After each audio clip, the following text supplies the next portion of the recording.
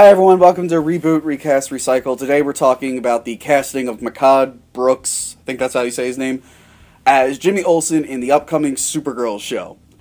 Now, the internet is blowing up over this, just like they always do when a character's race is switched. There's a lot of feelings on both sides. Let me tell you where I stand on the race switching issue. A lot of times it doesn't bother me. If it's just a simple change that really doesn't amount to anything, I mean, I don't care. I like, Black Heimdall and Thor. I like Black Nick Fury. I like, Black Mr. Terrific in the comics. It's really not that big of a deal most of the time. However, like with the new Fantastic Four and with Suicide Squad with Will Smith, I think that's just stunt casting. That's, like, basically treating it as a gimmick. Which is kind of insulting when you think about it. They're like, hey, look at our black version of the character. It's like, oh, good, you made it all about that. Which is a shame, because Michael B. Jordan is a really good actor, and I would actually like to see him as Johnny Storm if it wasn't in a movie that was so desperately trying not to be the Fantastic Four, even though it's a Fantastic Four movie. But we've already talked about that in a different episode. The DC TV universe has actually already done this with the West family in The Flash.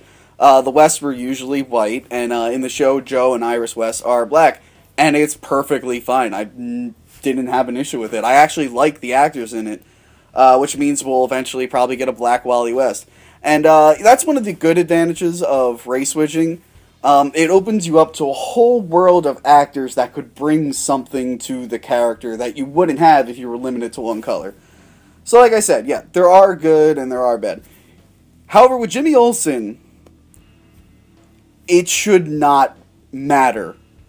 Jimmy Olsen in the comic is a red-headed guy, high school age with freckles. None of the Jimmy Olsens have looked like Jimmy Olsen. This is nothing new to the world of Superman casting. Why do you guys care that Jimmy Olsen is being turned black?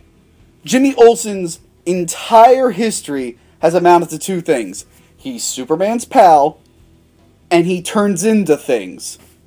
Here's a list of things that Jimmy Olsen has been. A fugitive, superhero, supervillain, alien, a porcupine guy, a six-armed man, an elastic man, an elastic ghost, a genie, a fat guy, an egg-headed man, snuffleupagus, werewolf, witch doctor, murderer, soldier, bizarro, rock and roll star, millionaire, crossdresser,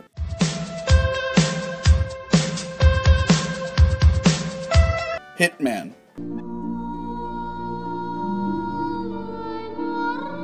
a secret agent, a jungle boy, Superman, Batman and Superman, a gorilla, and lastly a giant turtle man. Really? Are you guys so willing to accept a giant turtle man over Jimmy Olsen just being black? Is it really that much of an insult to his history? He's been freaking green more times than he's been white. I feel like the same thing happened with Man of Steel when Lawrence Fishburne was casted as Perry White. As a matter of fact, I think I saw more people angry that Perry White was turned black than they were that Superman threw planes into buildings.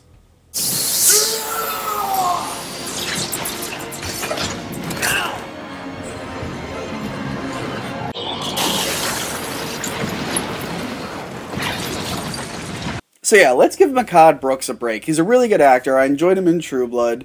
And we shouldn't be hung up on this Black Jimmy Olsen thing. Let's just hope that it ends up being a really good show. Because I really enjoy Supergirl, and I would like to see a live-action version of her. Yeah, so that's it.